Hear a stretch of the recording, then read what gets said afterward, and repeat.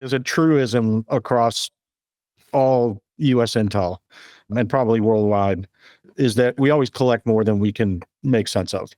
And so one of the options, I'd been a fan, maybe a hobbyist in computer vision for a while, and had seen some of my analysts forward trying to interpret images and full motion video from drones and those kind of things.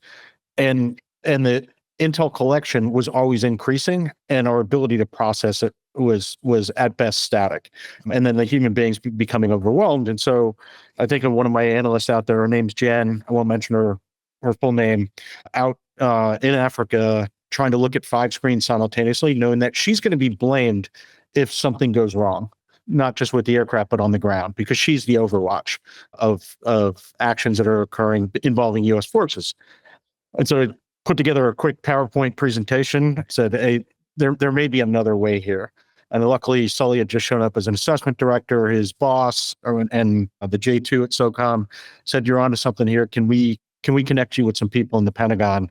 I'd like you to go brief them because there may be some resources available to get started on something. And so, yeah, I said the word automation in front of the Deputy Secretary of Defense or one of his staffers and told me to never say that again because it threatens people's jobs. I figured out another way to phrase it, got started. Sully luckily had arrived at SOCOM at that point. I think we had like weekly or bi-weekly updates, what was going on. We had a 4-month sprint working with some really cool Silicon Valley vendors, put something together and had it deployed in the battlefield in 4 months' time, which is at the time was unprecedented. That said, it wasn't perfect. It was in beta. We had a ton more work to do. So the transformations I've seen is always around, at least on the Intel side, and from the Intel perspective, is how can we deal with all of this data better to find the things we need to find, the most important things, the most decisionable things, and ultimately reduce risk to our forces and our missions. So those are sort of the transformations I've seen, but it's been incremental.